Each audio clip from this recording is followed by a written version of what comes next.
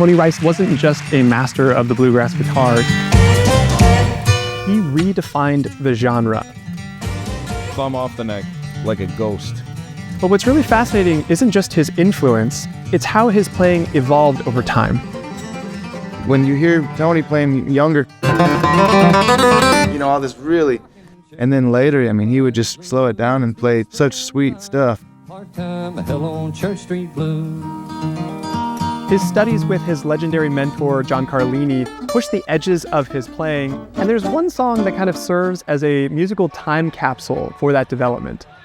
He recorded it multiple times through his career, and if you listen closely, you can hear massive shifts in his tone, technique, and approach. What I love about the Live at the Music Hall 79 recording, his solo's so angry. Well, today we're sitting down with Grammy Award-winning guitar player Billy Strings and his mentor here at Sonora, Robb Cappelletto. And they're going to break down Tony Rice's playing and what made it so iconic. That's what's so great about Tony is he had that deep, deep bluegrass knowledge and flat picking. By the way, my name is Spencer. I'm the CEO here at Sonora Guitar Intensive, and I'm beyond excited to announce this new channel called Playback that we're launching with our friends here at Carter Vintage Guitars in Nashville, Tennessee. Every week, we'll be bringing you fascinating deep dives with legendary guitar players, songwriters, and producers as they nerd out on the music, techniques, and stories that inspire them the most. So on that note, let's get into it. All right. Play on this bad boy here.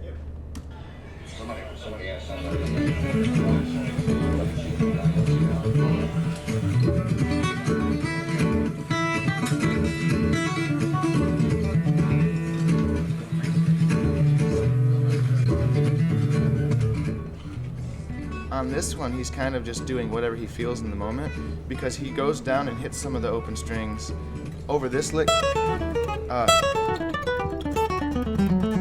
He does that like down here, and then the next time he does it up here again. Right. So he's just so awesome that he can just do whatever, wherever, whenever he wants.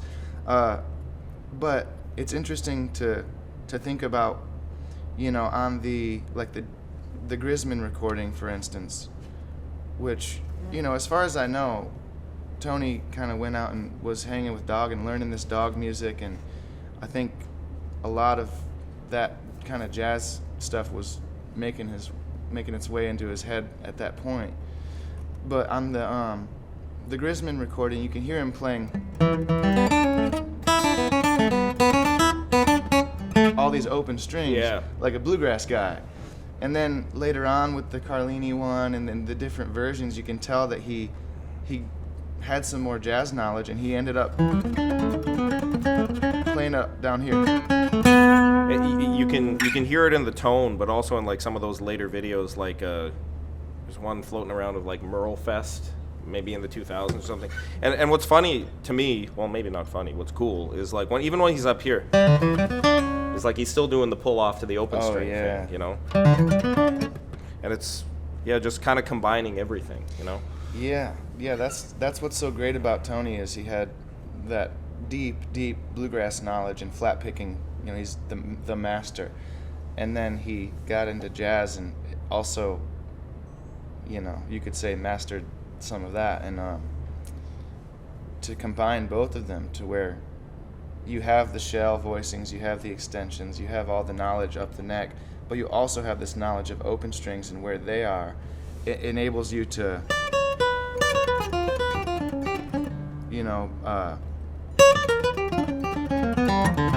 to get down there like as a passing point, You hit that open string, you can get right back down to home base. Right. Because it's scary up here. Yeah, there was when we were talking about the recording with Dog's band, 77 or 76, they recorded that, and he's playing everything like. Oh, sorry. Nope.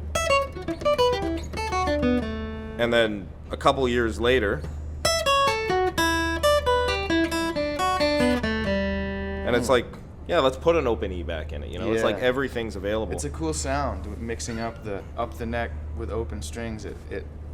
the guitar resonates in different areas, and it's a cool sound, you know. There's a, here, I want to pull it up on the recording.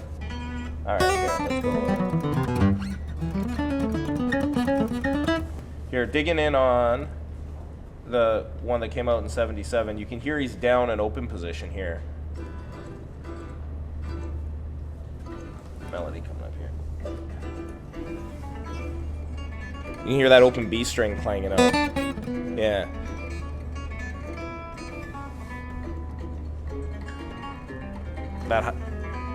Just that cascade there.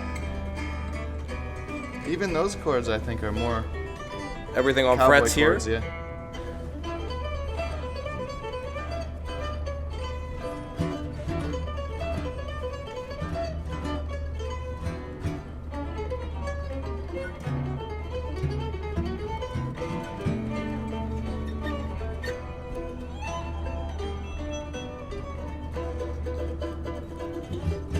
And then in the solo,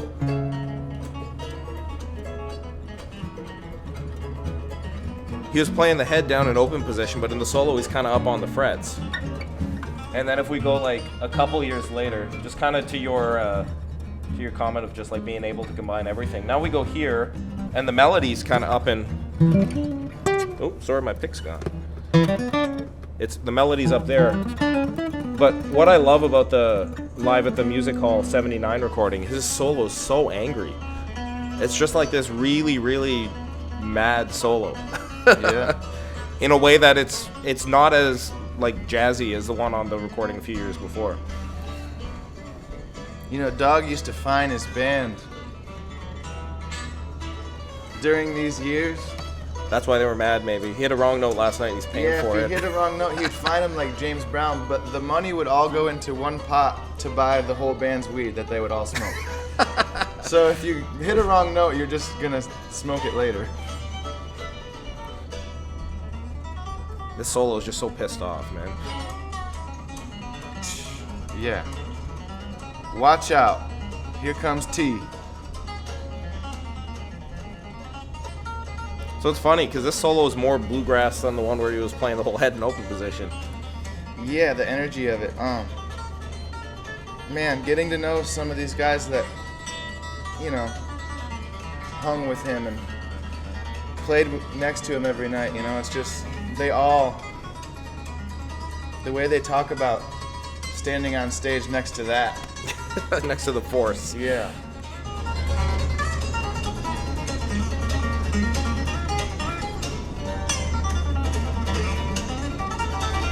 The neat thing about this tune is, you know, we're not talking number system. We're not talking 1, 4, 5, 2 or anything like that. All the chords are the same quality, and they all come from different keys. But there's a pattern to the way they're moving, and a pattern to, I think, why they work to the ear, right? So we have like E minor, and then we go C sharp minor. It's like, well, E minor and C sharp minor, there's no one scale that'll get you through both of those, so why doesn't it sound like a truck crashing through the wall? Like, why does the ear think that sounds good instead of weird? And if we dig in a little bit, like just to really, really simplify it, in a very general sense, like E minor is E minor, C sharp minor works with E major. So between that, it's like we've got notes that have to change, but we've also got common notes. So it's like if we're taking the E minor chord, and when it goes to C sharp minor, instead of just moving the whole hand and resetting and playing the same lick in C sharp, we could just modify our lick and make it like an E major lick, which is over C sharp minor. I mean, because it's Dorian and because it's 2, it's not exactly relative major and relative minor, but that same kind of relationship works depending on like what notes we're putting in the arpeggio. It's kind of like that Bye Bye Blues thing I was saying earlier. Staying in the same area if you can. You know what I mean? And instead of just when the chord changes, jump down to where the root note is down here. Kind of knowing that you can.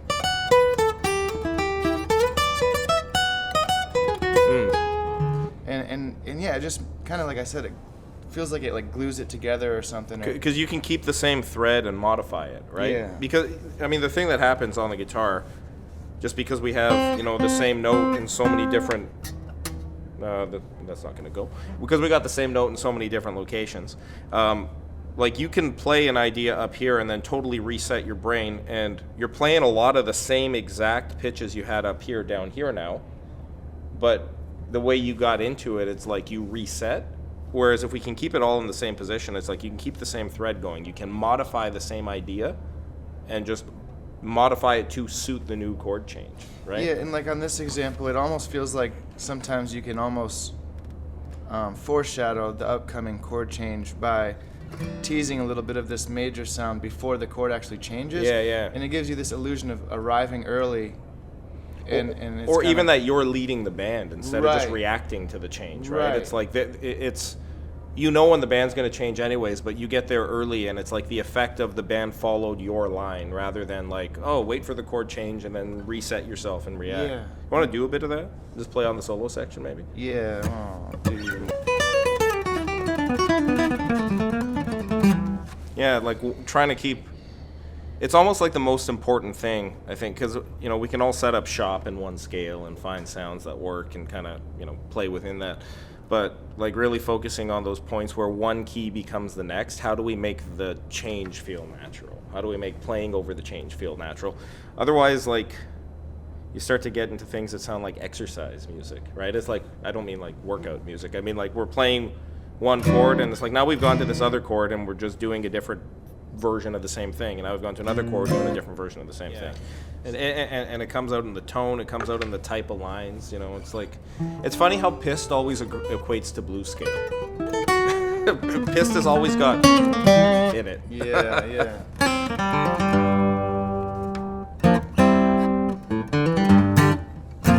Should we try to play through it a little bit more? Yeah. Like, try to play it once? Let's do an honest take. Yeah.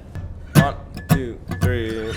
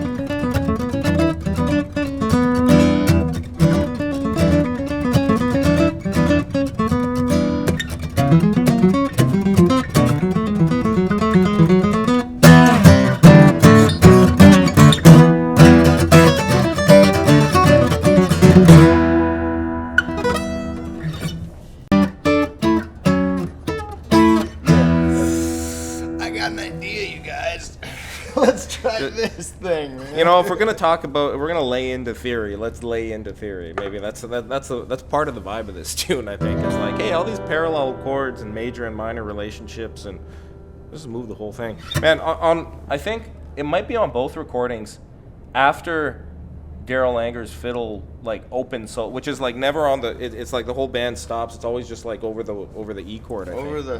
The whole time. They bring in the chord changes backwards, right? So it's like we're going E minor, C sharp minor, or D flat, if you will, B flat, and then G. And then after his solo, they bring it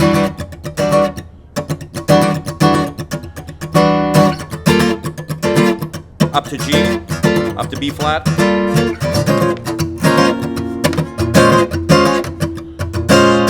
Up to D flat or C sharp.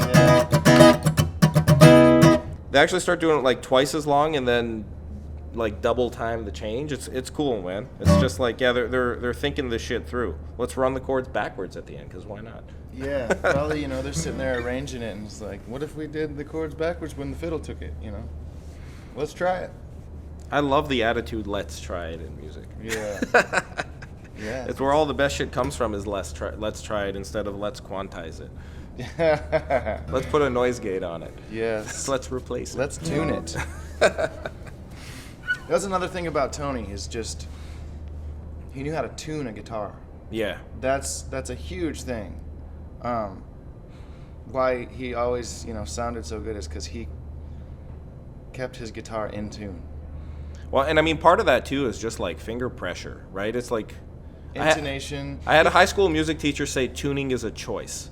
Yeah. Like it's well, I mean, the obvious choice of like, am I going to tune today? But then, you know, that note's flat, so fucking do something about it. Bend it up a Maybe little. I shouldn't curse. Right. Yeah, like I think Tony, what did he call, you know, tone, timing, and tuning. That's it. The 3 T's. Maybe in that order. Yeah. And then chords and notes. Yeah.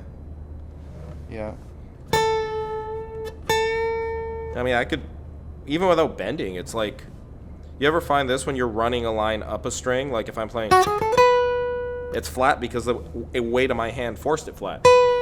Yeah. That's a little flat. Or if I'm going back and I'm pulling back too hard, that note should be there. And it's just a little bit sharp, and it's like the guitar's still in tune to the tuner, but it's like I'm making that choice. Yeah. Or I'm just unaware of that stuff and I'm not making that choice. Totally. Yeah. That's when you start getting to the nitty-gritty of things, you know, like there's these frets, and of course this is the right note, but sometimes the B string or the intonation or the little, you know, the neck angle or whatever's going on doesn't make it a perfectly in pitch kind of note, and you might have to favor it a little or force it a little, you know. You know, I'm not against innovation in guitars, but you know, it's just funny how there's buzz feet and temperament and guys with the squiggly frets and all of this stuff, and Tony's playing a guitar that doesn't adjust at all, and it's just always in tune everywhere on the neck. It's a choice. It's his choice. The guitar does it for you, or you do it to the guitar. That's it. Yeah. You know? And I've played Tony's guitar, and it's amazing how, you know, talking about this Winterhawk video where he's got his thumb off the back of the neck, you can clearly see how much he's finessing the guitar. And his guitar, from what I could tell, when I played it, was slammed action, really skinny neck. This way, you know, like really small little neck. And to me, I just played too hard, and if I hit it too hard, it would just splat out because it has really low action. And so the more I played the guitar, the more I started to kind of try to finesse it a little bit, and when I started playing the guitar lighter, all of this life started to come out of it, and this tone and this this gorgeous sound And speed. Yeah. Right? Like if every note's taken something. Man, can I grab a shell for a sec? On the Church Street record, like how loud this sound is, like the contact noise of the pick on the string lets you know how quiet he was, like how little he was touching the guitar, right? Because I mean that sound is pretty much the same volume no matter what's happening. So if that's loud compared to the note, then the note must be quiet. Like because Because I've lifted some of that stuff, you know, trying to play whatever, note for note, kind of pick stroke for pick stroke, like the solo on Gold Rush or Cattle in the Cane or whatever it is. And it's like you're trying to do it at tempo, and it's like, if I just play half as hard, this is a lot easier, you know? It's hard to do, though. It's hard, yeah. For me, for some you get, reason. especially with the fast tempos, it's like you get excited and you get into like, mode, you know? Yeah, there's some middle ground there where it's like, of course we're using our muscles and we need, you know, it's not like we can do this without putting any effort in. We're controlling this thing and we are playing, but it doesn't need to be like forced or forceful or, you know, Brian Sutton has this thing where he talks about like, maybe I'm like an upstroke. It's like, he talks about it like, you know, picking up a pencil off the desk or something. Like pulling the tone out of the string. Yeah, or just, that's about as much pressure as you need as the same to pick up a pencil. You know what I mean? Like, and Chris Thiele too, you know, he talks about holding the pick really light, and he just gets this beautiful tone and crazy speed. But it's easier said than done, you know. Yeah, it's something I thought about for a lot of years at this point, which is like the amount of kind of shock absorber your fingers have. Right. Yeah. Because it's like if you hold the pick too tight versus. That's thicker and better. I mean, no matter what gauge you're using, these are tiny, right? And it's really easy for you to overpower it. And if there's no shock absorber because you're squeezing the pick, it's like you can kill a string pretty quickly. The guitar's not giving up more volume. You hear that tightness come through in the tone when you're holding it Totally. versus lighter. That's the good thing about these old ones, though, is that you can kind of scoot down here a little bit near the saddle and hit it a little harder if you want to, and you can pull that. Even right there, I held it too hard. You could hear that first note. You know, but like there's a sweet spot in there. Kind of like let the just gravity of your hand, you know, do it, and it's usually a good amount of pressure.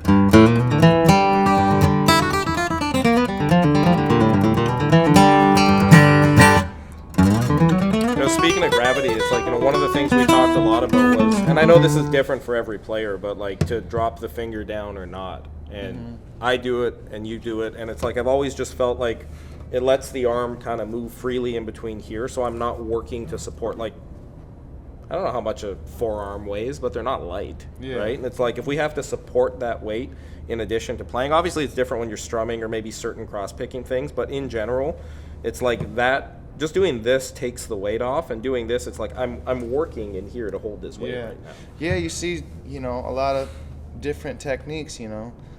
Myself, you, and, you know, players like Adam Steffi,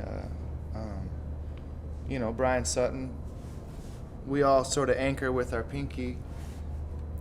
Molly Tuttle, David Greer, Jake Workman. Tony talked about that in like the second homespun video, the one that's like nicely filmed with the Santa Cruz. It's like he talked about, you know, having that pinky down. He also talked about just like using it to mute the E string when you need to, right? If you're, you know, playing a chord and you don't want to. Just grabbing for under me, the it's E. all just relative location. If I got my pinky there and I get down here on the B string, then I know, you know, my pinky's there to help guide me. If I need to make a for the big jumps, for a skip or something, you know. But yeah, like I was saying, David Greer, Molly Tuttle, Jake Workman, they all play with more of a closed hand. You know, I can hardly do it. But there's something there too, like, you know, with Jake Workman, for instance, he just gets that thing going, and it's totally a pendulum. You know, when he's playing. That's the thing.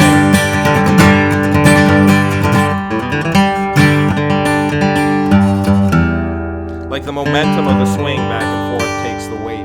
Yeah, he gets this pendulum going, and it's just, you know, like that, where I'm kind of.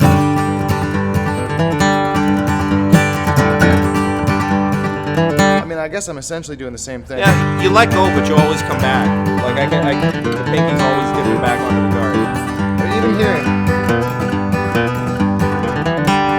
Anytime I get in there and I'm doing anything, I got my pinky down. Otherwise.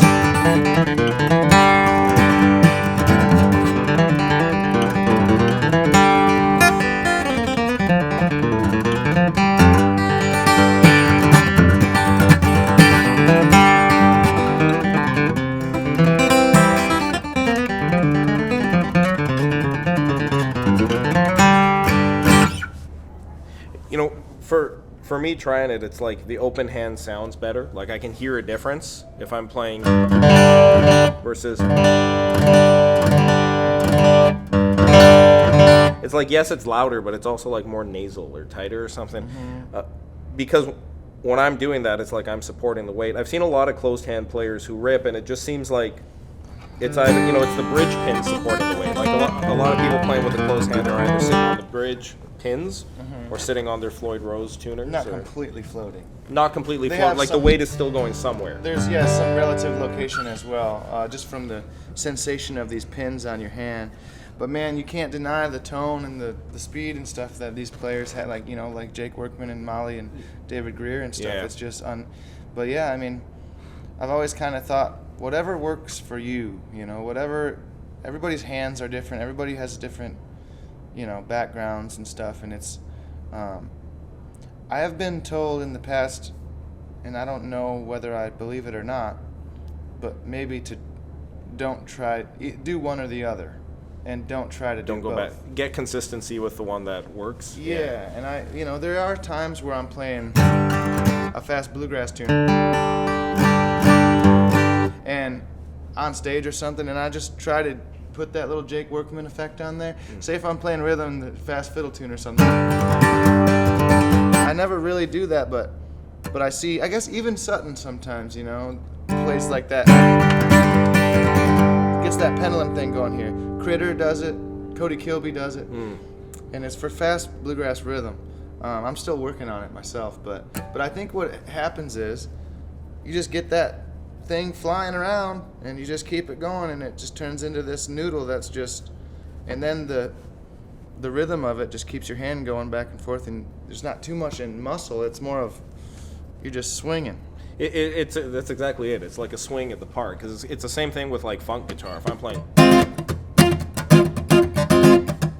it's like if I'm playing R&B, or playing like a fast funky thing, I don't have a finger on the guard, but I don't need a finger on the guard because the momentum supports the weight of the arm. Like my arm's not heavy in that moment because of the pendulum motion back and forth. You know. So sometimes you have to, you know. I mean, like like if I was you playing, can't strum with your what are you gonna play? It's like I can barely reach the E string. You know, that doesn't go. Yeah. So yeah, I guess for me it's like, it just depends on.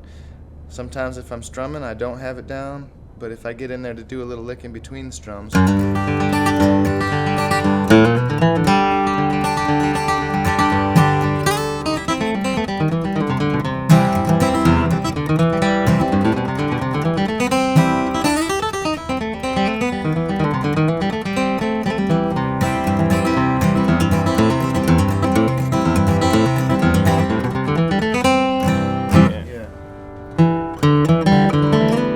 Another one? Yeah. Play 1, 2.